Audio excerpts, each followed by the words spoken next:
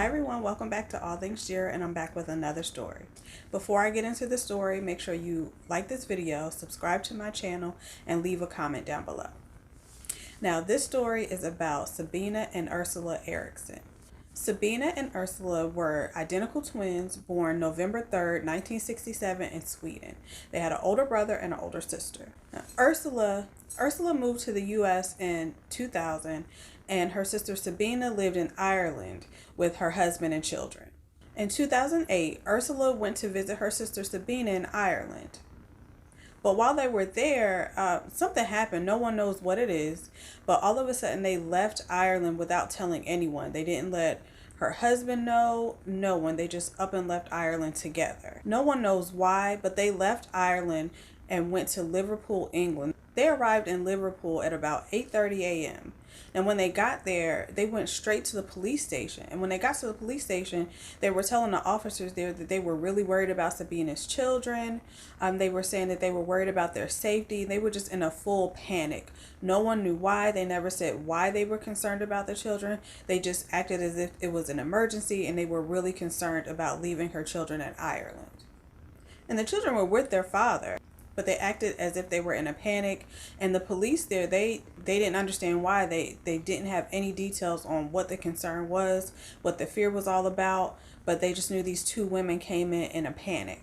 So the police station in Liverpool contacted Ireland, but they contacted the Irish government. So when they contacted the Irish government, they didn't really get any details. They asked the Irish government to go check on the children, which they did. Now, the children were left with their father and they were fine. The only thing that they found out was that Sabina and her husband had an argument prior to her leaving, but that was it. The children were fine. At about 11:30, they got on a bus to London. When they boarded the bus, they refused to put their bags up. They held their bags on their laps or tight to their chest. The bus driver repeatedly asked them to put their bags up, but they refused. They were acting very nervous and very scared. They were holding their bags tight to their chest. The bus driver and the other passengers started to think that they had something illegal on them or maybe weapons. So the bus driver asked to check their bags. He wanted to go through their bags to see what they had. And of course they refused. Because they refused, the bus driver did not feel safe going on to London with them on the bus. So he asked them to leave. He told them to get off the bus, to calm down, and if they had calmed down enough to be able to put their bags up, they could board the next bus that came. So they got off the bus. They got off the bus at a service station. Now, when they got off the bus, the manager of the service station saw them, and he noticed that they were being really strange as well. They had some really odd behavior.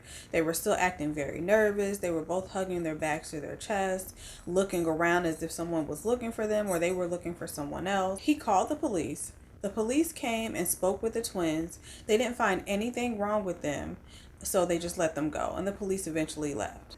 After the police left, Ursula and Sabina, they made their way to the motorway, which I guess is like a highway. They started walking alongside the motorway. They got into the middle of the motorway where there was a railed off median. So they were in the median just walking. Now, no one is supposed to be walking there. Suddenly, they both jumped the railing and start to run across the motorway. Cars were slamming their brakes and trying to swerve out the way so they don't hit them. And Sabina was grazed by one car. And of course, someone called the police. At this time, there was a BBC television crew out filming with the police that day. And they were filming for a show called Motorway Cops. So when the police were called and they were sent out there, the BBC television crew came with them. And when they got there, Sabina and Ursula were just standing on the side of the motorway. They were acting pretty calm. The police approached them and started to speak to them, and they were acting fine. But the police were trying to ask them questions to figure out why they were trying to run across the motorway. But they were standing there calmly speaking to the police officers. They were smoking cigarettes and acting as if everything was okay. But all of a sudden, Ursula darted off into the middle of the motorway again. She started to try to run across the motorway again. And this time she was hit by a car going about 60 miles an hour. And Sabina went after her. Sabina ran out into the middle of the motorway after her, and she was hit by a car as well. And all the cars out there were going about 60 miles an hour. The other one? Yes. Right. The other one, she's going to run us. Oh no! Mike Alpha, we need ambulance, senior officers to the scene.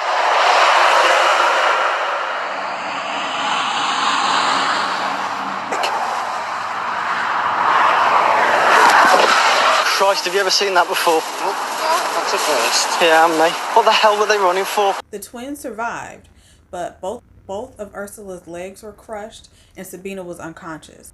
In an interview that I saw, one of the police officers was speaking about seeing this truck actually roll over Ursula's legs. And he thought for sure she was not going to survive that because the truck rolled over her midsection and below. So he was sure that she was not going to survive, but she did. So they're both laying on the ground. They have first responders there trying to assess the situation, figure out what's going on. And Ursula started to freak out.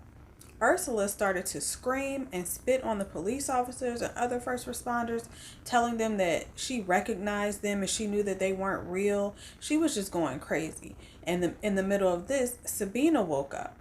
Sabina wakes up and starts to scream at Ursula and yell, "They're going to steal your organs." And she just starts to scream crazy things. She kept telling her that they were going to try to steal her organs. So that caused Ursula to continue to freak out and yell and spit.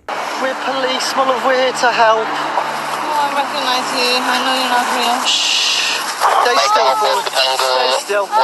Right, she's got a compound fracture. What is it, right leg? Yeah. Whoa. Right, don't get going anywhere, okay? Just chill, okay? They're gonna steal your organs. It's okay, my love. It's all I'm right. trying to make sure you're okay. Sabina got up, still screaming at the police officers, but she gets up and starts screaming for help, even though the police were right there with her, and then she takes off across the motorway again. This time they caught up to her. So they caught her, sedated her, and they sent both of them to the hospital. Right. Where's Paul? Oh, shit. Where's Paul? Right. Where's Paul? Stay. Oscar Tango 3-3. Stay! Stay there. Calm down. At this point, the police think that they're on drugs or something. They have no clue what's going on, but this is not normal. So they search their bags, and in one of their bags, it was just a bag full of broken cell phones. They don't know whose cell phones these were. The bag was just full of broken cell phones. Ursula was airlifted to a trauma center and Sabina was taken to a local hospital. At the hospital, Sabina was completely calm.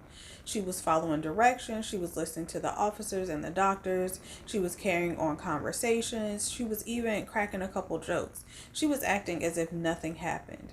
And one of the doctors even said that she never asked about her sister at all. She wasn't concerned about where her sister was or how her sister was doing. He said it was like, in her mind, her sister didn't even exist. Another officer said it was as if she didn't realize anything had just happened. They assessed her body to make sure she wasn't badly hurt from the cars that hit her, but they never actually did a psych eval.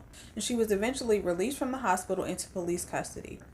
They were supposed to hold her for 24 hours for her and Ursula crossing the motorway that way, but she was actually released even earlier. As soon as she was released, she started to wander the streets looking for her sister. Now all of a sudden she remembers her sister. So at about 7 o'clock, she's wandering around. So she approaches two men, Peter and Glenn. She starts a conversation with them. She pets their dog and she's acting pretty normal. Now, although she seemed nice, Peter said that he got an odd feeling from her. He said she seemed kind of nervous. So she asked the men if there was a bed and breakfast in the area that she could stay at while she was looking for her sister.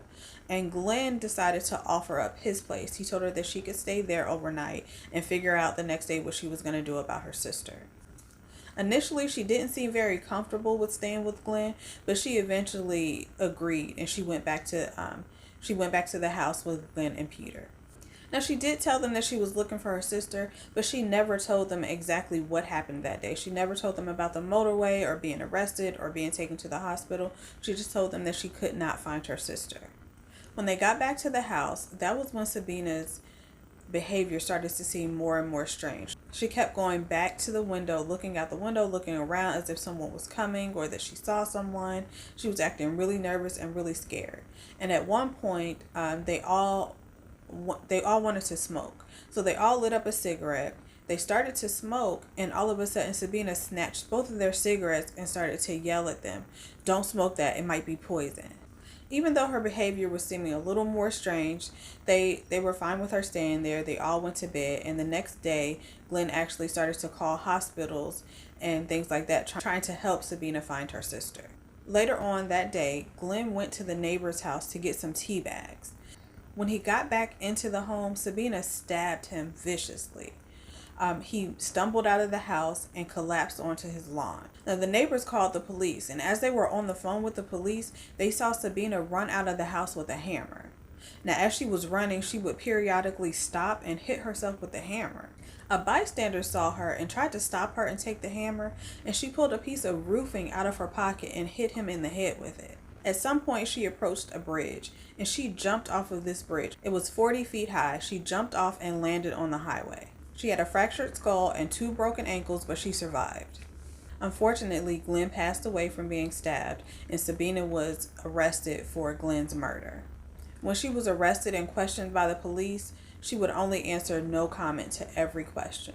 So eventually she was put on trial. September 2009, she was put on trial and she pled guilty. She pled guilty to manslaughter and diminished responsibility. Psychiatrists stated that she was mentally ill when she ran out onto the motorway with her sister and when she committed the murder of Glenn. She served 5 years in prison. She served 5 years in prison because the judge determined that she had low culpability for her actions at that time. Now, Ursula, who had crushed both of her legs, she was in the hospital for a few weeks, and it took her a really long time to heal, but she was eventually released with no other incidents, and she was sent back to the U.S., and she hasn't had any issues since. One diagnosis was given, and that was induced delusional disorder, also called Folie à Deux, which means madness of two. Now, this occurs when there's 2 people and one person has some type of psychotic illness or psychotic breakdown, and it essentially affects the other person or infects the other person. And they take on the abnormal belief of the person that has the psychotic breakdown. And I saw a lot of these cases when I was looking into this, and it's not often, it doesn't happen often, but it usually happens between family members, and it happens more often with twins because they're so linked. I actually saw a video from, I believe, the 1950s or 60s where it was a mother and daughter, and you could actually see where the daughter was the one that had this mental illness, and the mother was kind of feeding off of her delusions. So as the daughter had a grander illusion of something happening to her or someone chasing her, the mother started to feed in and she became more afraid. And they were both like just feeding off of each other. And when they separated them, the mother started to get better, and the daughter, who actually had the mental illness, had to be prescribed medication. The mother started to get better as soon as they were separated. They had an issue with them though, because as they separated the mother and the mother started to get better, the daughter started to get depressed. And at that time, they were in basically a jail that had criminals and the mentally ill. So they feared that having them separate in this jail, that it was going to do more harm than good. So they brought them back together. As soon as they brought them back together, the mother started to exhibit the illness as well. So she started to have delusions again. So they separated them again. Eventually they got it together and they were both released. But it was just a good example of how one person can have this mental illness and another person just feeds off of it. At this point, psychiatrists believe that Sabina has no mental illness. They don't fear that she's going to have any type of psychotic break. The only fear that they have is if Sabina and Ursula get back together, will that cause this to happen again? So that was my story for today. Thank you so much for watching. Tell me what you think in the comments. Have you ever heard of this? Do you have any similar stories about this happening? There was also a family that this happened to. I believe there was 5 of them, and I may tell that story at another time.